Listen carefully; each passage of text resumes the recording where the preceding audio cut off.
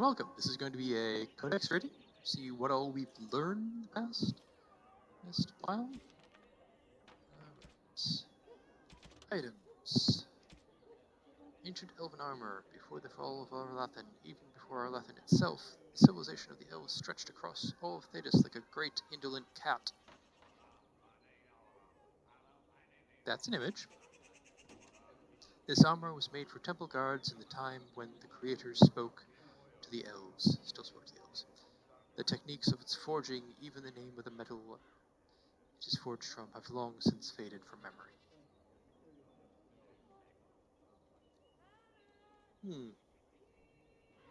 Suddenly I feel like I should probably give that to the elves.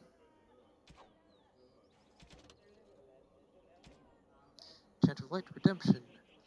Many are those who wander in sin, despairing that they are lost forever. But the one who repents, who has faith, unshaken by the darkness of the world, and boasts not nor gloats over the misfortunes of the weak, but takes delight in the Maker's law and creation, she shall know the peace of the Maker's benediction. The light shall lead her safely through the paths of this world and into the next. For she who trusts in the Maker, fire is her water, as the moth sees light and goes towards flame. She should see fire and go towards light. The veil holds no uncertainty for her. And she will know no fear of death, for the Maker shall be her beacon and her shield, her foundation and her sword, from Transfigurations 10. Okay. So, minor note, they've done studies into moths and other nighttime insects about why exactly they do what they do around flame and light sources. It's that they've spent however many millions of years navigating by the brightest source of light in the night, which is usually the moon. And on in the distances they're traveling, the times they're traveling, the moon is pretty much stationary in the sky, because it's so far away.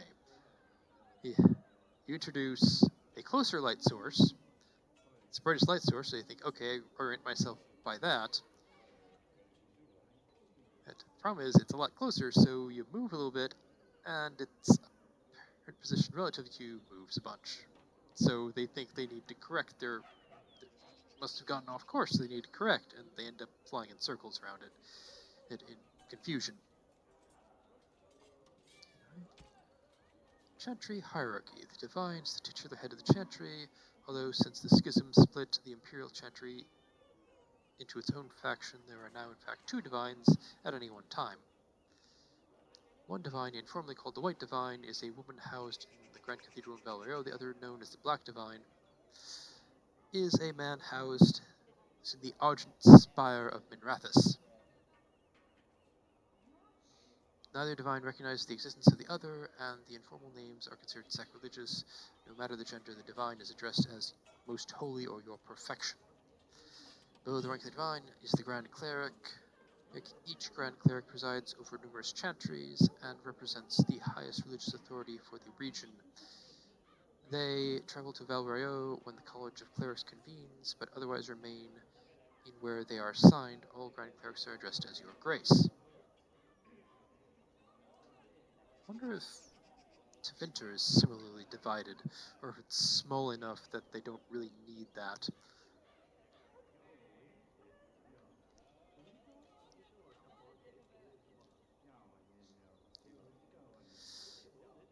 Beneath the Chantry Cleric is the Mother, or in the Imperial Chantry, the Father. If a Mother is in charge of a particular chantry, revered is appended to her title. These are the priests responsible for administering to the spiritual well-being of their flock. A mother or revered mother is addressed as Your Reverence. Brothers and sisters form the rank and file of the chantry and consists of three main groups: affirmed, initiates, and clerics. Affirmed are the lay brethren of the chantry, those regular folk who have turned to the chantry for succor. They are people who have led a difficult or irreligious life and have chosen to go into seclusion, or even orphans or similar unfortunates who were raised in the chantry, into the chantry life. The affirmed take care of the chantry and are in turn afforded a quiet life of contemplation. A life of quiet contemplation, no questions asked. Only those folk who take vows become initiates. These are men and women in training, whether in academic knowledge or in martial skills of a warrior. All initiates receive an academic education, although only those who seek to become Templars learn how to fight in addition. Clerics are the true academics of the chantry, those men and women who have dedicated themselves to the pursuit of knowledge. They are often found in chantry archives, sages presiding over libraries of books and arcane knowledge. The most senior of the clerics placed in charge of these archives are given the title of Elder, although such a rank is still beneath that of Mother. All other brothers and sisters are addressed simply by noting their title before their name, such as Brother Janativi. From a guide for ambassadors from Ravain. So, Ravain don't have these? I believe that my understanding is that Ravain does have religious differences, but I thought they were also Andrastian. History, what do we have? Dragon cults. Let us suggest for a moment that a high dragon is simply an animal, a cunning animal to be sure, but in possession of no true self-awareness or sentience. There has not, after all, been a single recorded case of a dragon attempting to communicate or performing any act that could not be likewise attributed to a clever beast. How, then, does one explain the existence of so-called dragon cults throughout history? One dragon cult might be explainable, especially in light of the reverence of the old gods, ancient to Imperium. In the wake of the First Blight, many desperate imperial citizens turned to the worship of real dragons to replace the old gods who had failed them. A dragon, after all, was a god figure that they could see. It was there, as real as the archdemon itself, and, as evidence makes clear, did offer a degree of protection to its cultists. Interesting. Other dragon cults could be explained in light of the first. Some cults might have survived and spread the word. The worship of the old gods was as widespread as the Imperium itself. Certainly such secrets could have made their way into many hands. But there have been reports of dragon cults even in places where the Imperium never touched, amongst folks who had never heard of the old gods or had any reason to. How does one explain them? Members of a dragon cult live in the same lair as a high dragon, nurturing and protecting its defenseless young. In exchange, the high dragon's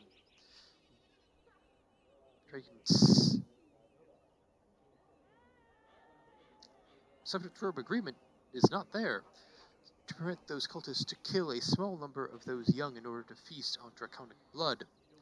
That blood is said to have a number of strange long-term effects, including bestowing greater strength and endurance, as well as increased desire to kill. It may breed insanity as well. Navaran dragon hunters have said these cultists are incredibly powerful opponents. The changes in the cultists are a form of blood magic, surely, but how did the symbiotic relationship between the cult and the high dragon form in the first place? How did the cultists know to drink the dragon's blood? How did the high dragon convince them to care for its young, or know that they would? I'm reminded of, I think there's a story of tarantulas, which will have a small frog or toad in their burrows, and the frog or toad will eat smaller insects that might threaten the tarantula's eggs. So interesting. You think of humans as being, the little toad to some tarantula type thing.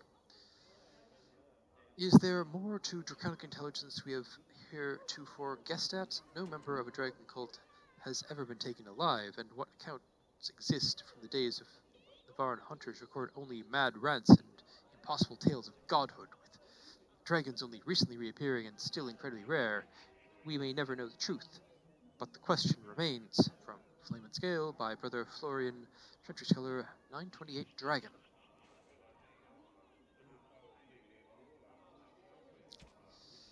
Politics in Ferelden. To our neighbors, Ferelden seems utterly chaotic. Unlike other monarchies, power does not descend from our throne, rather it rises from the support of the freeholders. Each freehold chooses a ban or isle to whom it pays allegiance. Typically, this choice is based on proximity of the freehold to the lord's castle, as it's worthless to pay for the upkeep of soldiers who will arrive at your lands too late to defend it.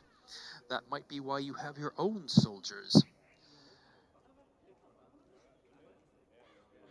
Yeah, that's Sandra's thing throughout history, where local, given the amount of time it would take to first send word that you're in danger, and for whatever centralized authority you have to not only pull up the troops, but also get them there, whatever danger you're facing may have already done whatever it wants to with you. So, even if it was just, a bunch of peasants it's using farm implements to try to defend their village, they usually have something. For the most part, each generation of freeholders casts its lot with the same ban as their fathers did, but things can and do change. Yep, that's a thing. That's part of why oaths given in perpetuity were a thing. And there's frequently, you'd live in the same house on the same land, and to be working for the same person, family for your entire life, for generation upon generation. I think there's also it was a thing, at least in Europe, where they would have like 99-year leases, which kind of seems strange to us modern world, where it's like you can move every single year, you have new leases on places, but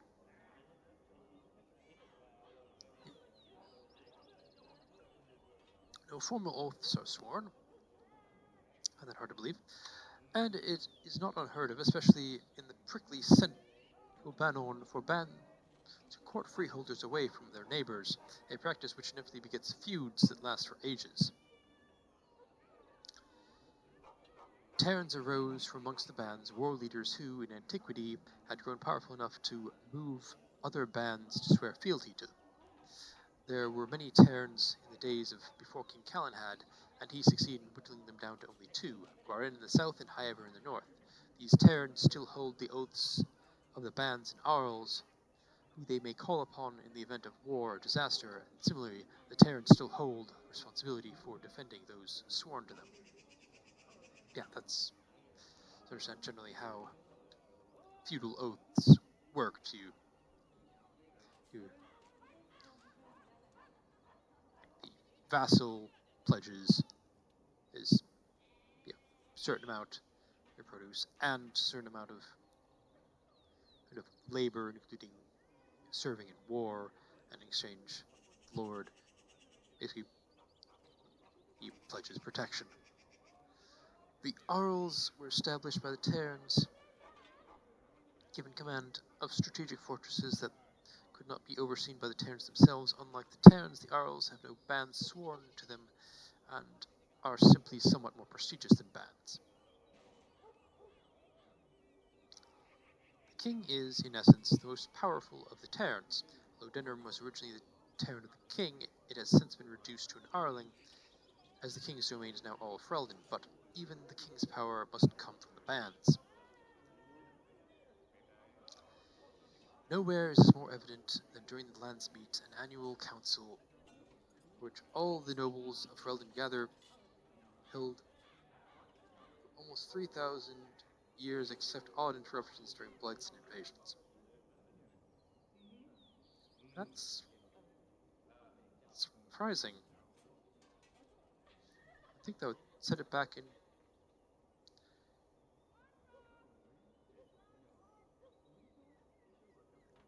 That might set it back. Sure, that quite works, because my understanding of the timeline, 3,000 years. I don't feel like that would definitely set it back into the period of the Tevinter Imperium's hegemony. basically expanded over the entirety of Thedas. Yes, but I also got the impression that Tevinter wasn't around that long.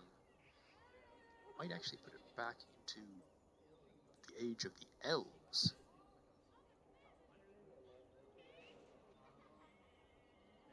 That anyway.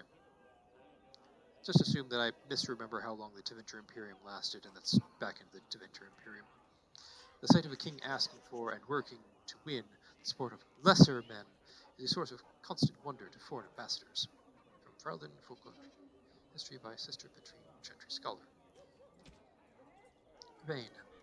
Nowhere in my travels, not in the heart of Imperium, nor in the streets of Orzammar, have I felt so much an outsider as in Rivain. The chant of light never truly reached the ears of these people. The years they spent under the thumb of the Kunari left most of the country zealous followers of the Qun. The resistance to the chant goes deeper than the Kunari War. The Rivaini refuse to be parted from their seers, wise women who are, in fact, hedge mages communicating with spirits and actually allowing themselves to become possessed. The chantry prohibition against such magic practices violates millennia of local tradition. From In Pursuit of Knowledge, The Travelers of Gentry Scholar by Brother Genetivi. Thedas is bound to the east by the Amaranthine Ocean, to the west by Tirashan Fortress and the Hunterhorn Mountains, to the south by the snowy wastes that lie beyond the Orkney Mountains, and to the north by Donark Forest. Oh, briefly got confused there. I thought they were talking about Ferelden specifically. The word Thedas is Tevinter in origin, originally used to refer to lands that bordered the Imperium. Oh. As the Imperium lost its stranglehold on conquered nations, more and more lands became Thedas, until finally people applied the name to the entire continent. Except it isn't an entire continent.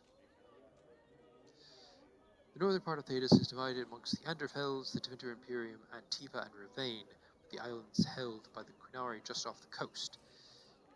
Central Thedas consists of the free marches, Navara and Orlais, with Ferelden to the south. What lies beyond the snowy wastes is a mystery. The freezing temperatures and barren land have kept even the most intrepid cartographers at bay. Similarly, the western reaches of the Anderfells have never been fully explored, even by the Anders themselves. We do not know if the dry steppes are shadowed by mountains, or if they extend all the way to a nameless sea. I think the mountains are more likely, given how weather works.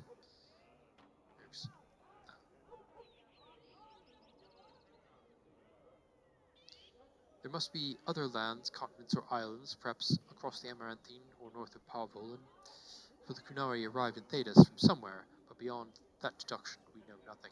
For pursuit of knowledge, the travels of Gentry Scholar by TV.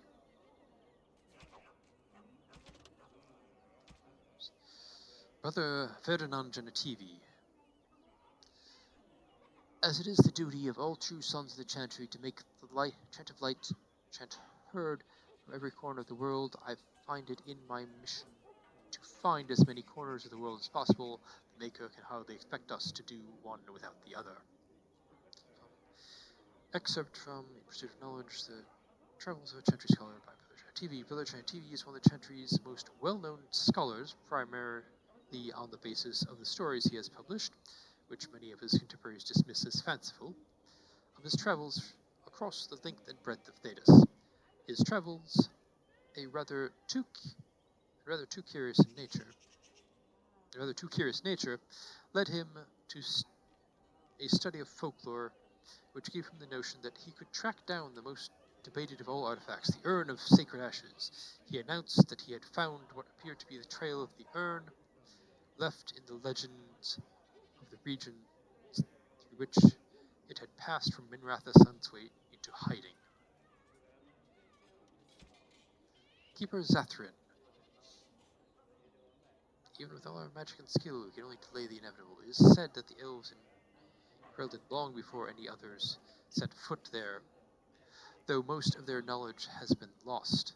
It falls to the keeper of each clan to preserve what they have. Zathrin is an old, severe elf with little love for outsiders, but his clan is facing a more trying enemy than most. Long ago, in retribution for an attack against his clan, he unleashed a terrible curse. He summoned a spirit into this world and set it upon the humans who had wronged him. The spirit did not simply slaughter Zathrin's enemies, it transformed them into monstrous beasts. In time, however, the werewolves he had created regained their minds, and they sought out the one responsible for their suffering, turning the curse upon Zathrin's own people. At the urging of the Lady Forest, Duran persuaded Zathrin to give up his own life, returning the werewolves their human form, and saving the elves who had been afflicted with the curse.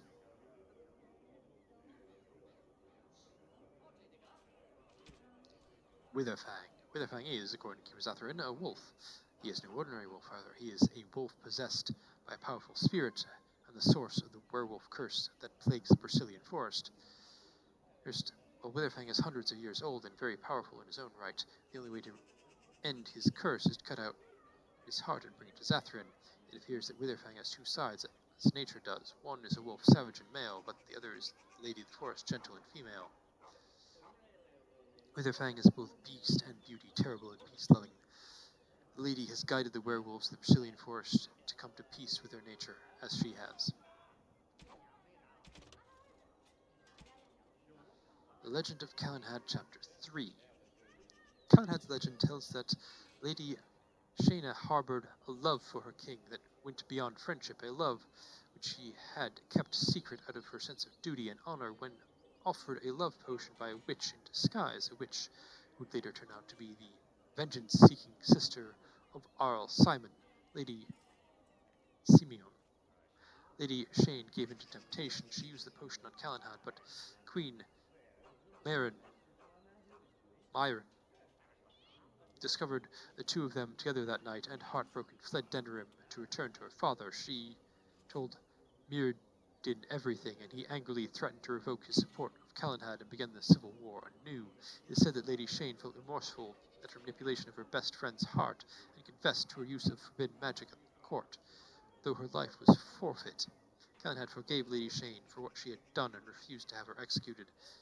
Mirrodin fiercely roused the other Arls against Calenhad and Lady Shane, and it was not long before Herldin stood on the brink of civil war again. Against Calenhad's orders, Lady Shane went alone to Merrin to plead for peace and plead her case, only to be found out by Mirrodin and slain. Angered, but also saddened, Calenhad challenged Mirrodin to an honor duel, a fight neither of them wanted, but both knew was necessary, and Mirrodin was slain. The death of the king's greatest ally and important Arl was too much for the young kingdom to bear. The other Arls would not back down in their claims against Calenhad. The threat of civil war rose once again.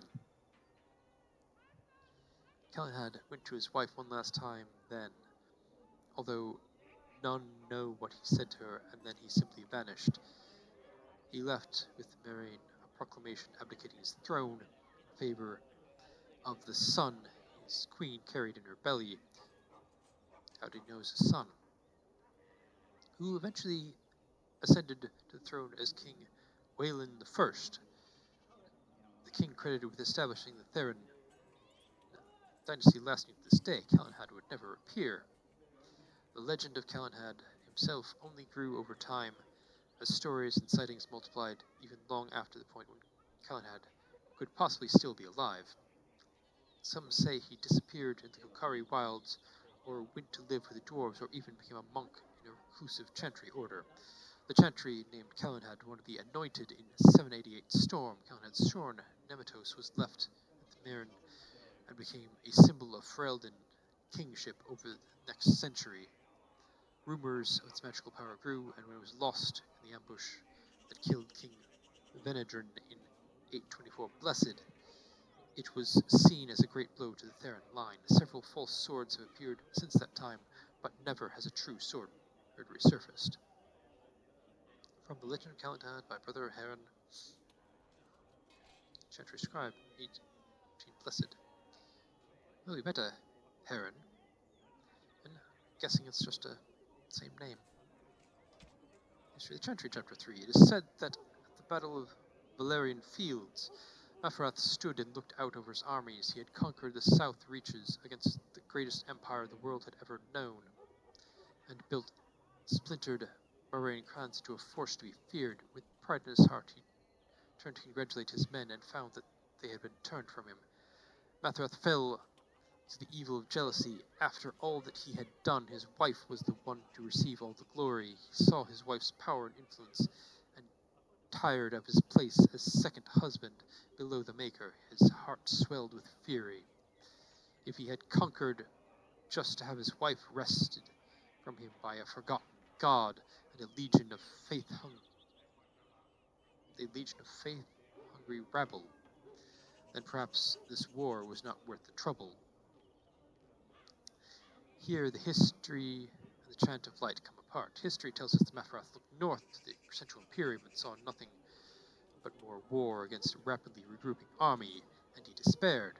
The chant of light holds that Mafrath chafed with jealousy of the Maker, a jealousy of glory that Andraste received, although he was who led the armies.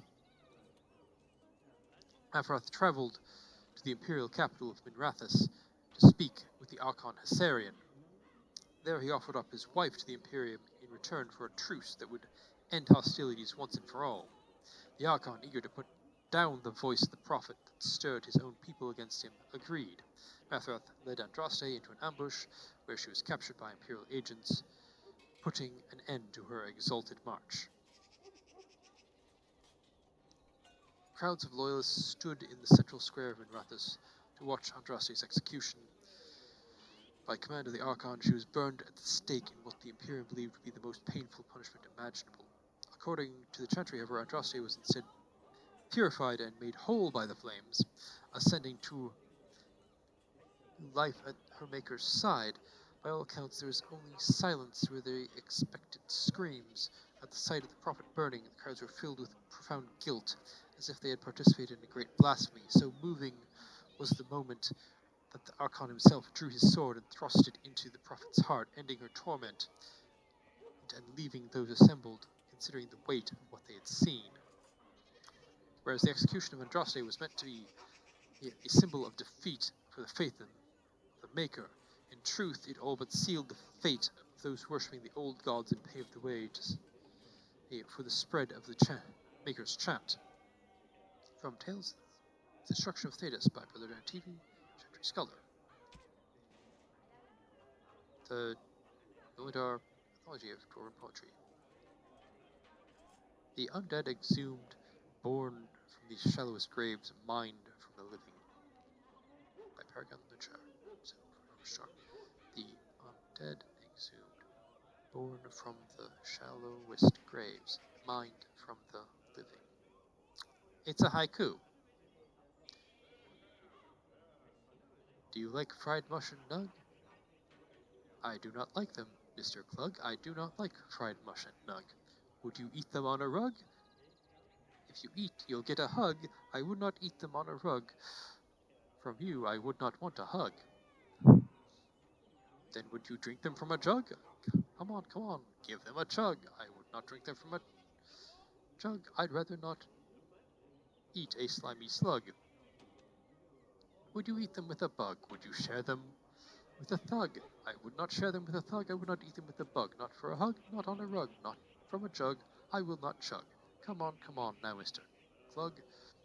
Are you on some sort of drug? Eat them in this hole I dug. Eat them. Don't just shrug. I've had it, Mr. Clug. Down into that hole you dug. Down with the thug, and the slug, and the bug. By Paragon Zeus, 212 Glory. Never surrender. Dwarvish blood may be lukewarm, but vital as ore. There once was a miner of Lyrium, whose face looked like a perineum. The dead got him too. Not much he could do. With a face like that, he was a shoo-in.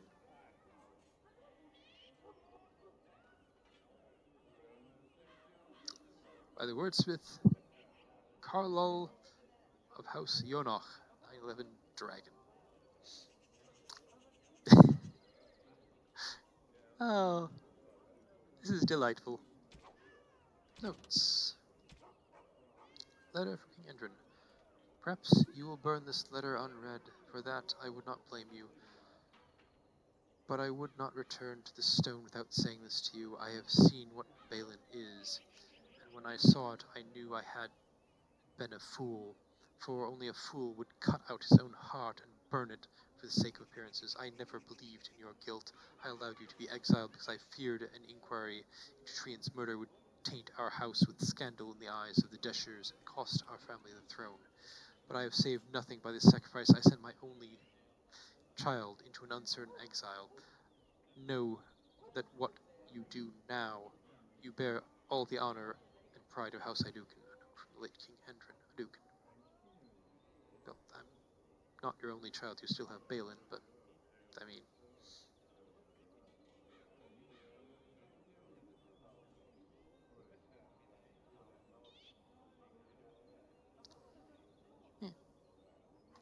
Black Vials. Binding the fourth Corfox, you denied.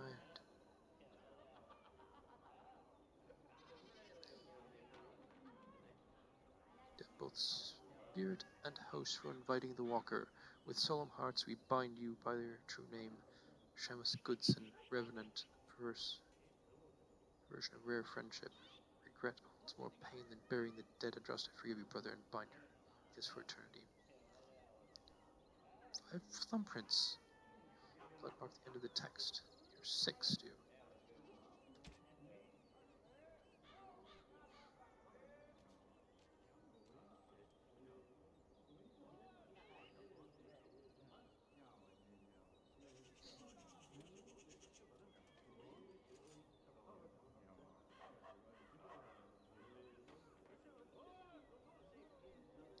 So once paramour, when last we embraced, one noticed the redolence of another's company, but one was unmindful. Eminent Sarah Feather, Hapsmith Oswald III. Right? Let's see. Dr. Jones Dear lady, as with the greatest regret, I must inform you of the death of your husband. He died as he lived, with the greatest honor, completing a task of vital importance to the guild. Rest assured that we will take vengeance upon those responsible for his death. Please accept my condolences for your loss.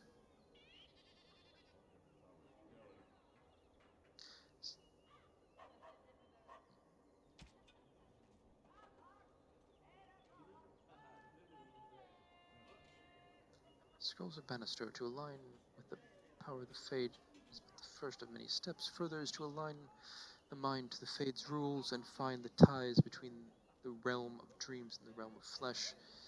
This is true power of blood magic. The flesh and the mind are inseparable, and therein lies the power to influence and control minds. Decipher wounds to blood. Others may speak of the sanctity of the mind to those who know the true power of blood. This is foolishness. The mind is no more sacred than the knee. I've read that already. Fate dwells creatures both foul and fair, but all plague mankind with lusts and prides incalculable in our waking hours. Our power attracts them, and for good reason. Our unique bridge between flesh and dreams is one way they can enter the realm of flesh. To begin the path to true power, court these poor terrible creatures, best them, force them into servitude, or pledge your heart to them. Either way, you gain immense power, and that means which tear holes in the world. Alright, and that'll do it for this Codex reading. Thank you for watching. I hope you enjoyed, do any relevant things with YouTube's buttons, and I hope you have a good day.